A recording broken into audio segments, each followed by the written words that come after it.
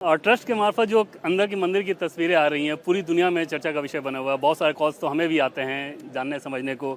मूर्ति की बात करें तो कितना ये चैलेंजिंग टास्क था वैसी मूर्ति का बनाना, जो कि अभी झलक में ही दिख रही है कि कितना रमणीक है वो मूर्ति। बहुत चैलेंजिंग था, लेकिन वह कार्य चैलेंजिंग जो था वो मूर्तिकारों के लिए था। और चैलेंजिंग एक तरीके से इसलिए भी था क्योंकि एक तो कंपटीशन होता है, वो स्वाभाविक है।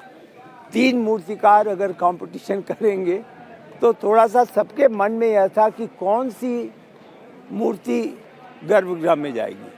मैं यह स्पष्ट कर दूं, पूरी तरीके से आप विश्वास से माने कि तीनों मूर्तियां ट्रस्ट ने ले ली हैं।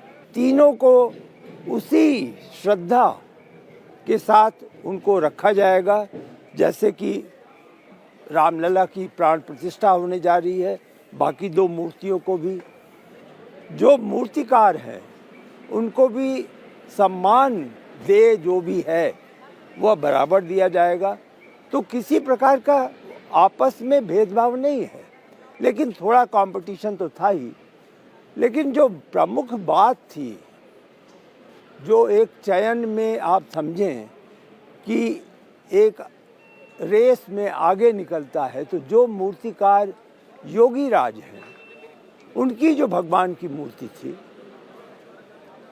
सभी जो ट्रस्ट के सदस्य थे उनकी ये राय थी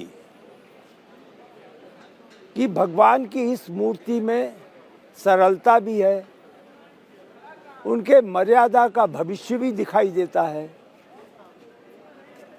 उनको देखने से मन में आराधना जागती है, ऐसा लगता है जैसे हम भगवान के समक्ष हैं।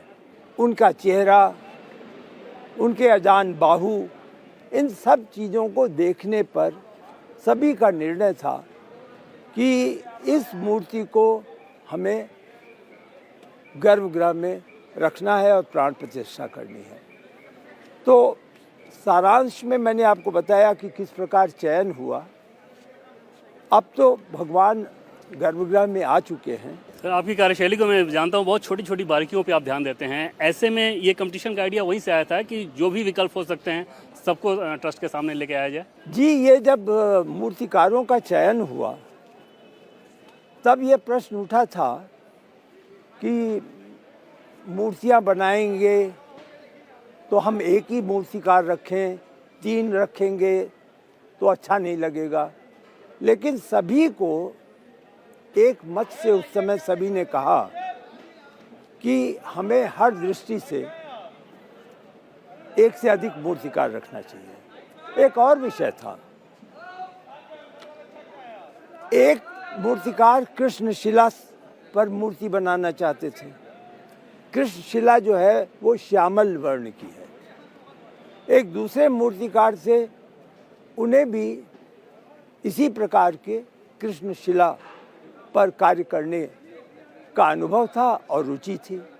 जो तीसरे मूर्तिकार से वो राजस्थान के थे और उनका कार्य जो है वो मार्बल में, जो मकराना मार्बल वहाँ का फेमस है, तो उन्होंने 25 वर्षों से यह अरमान लगाया था, यह मन में उनके यह सपना था कि जो सबसे अच्छा मकराना मार्बल उन्हें मिला था, जो उनके परिवार का था, उसको उन्होंने सजो के रखा था कि यदि उन्हें अवसर मिलेगा तो राम की मूर्ति बनाएंगे।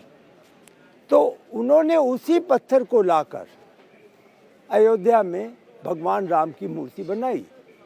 मैं इसलिए विवरण दे रहा हूँ कि एक इस प्रकार सफ़ेद रंग था, 2 श्याम वर्ण था, और कुछ लोगों का यह मत था कि उत्तरी भारत में सफ़ेद मूर्ति भगवान की कदाचित ज़्यादा आराधना के योग्य हो, न कि श्याम वर्ण की। इसलिए दोनों को रखा गया और अंत में तो जो निर्णय हुआ वो आप जानते हैं।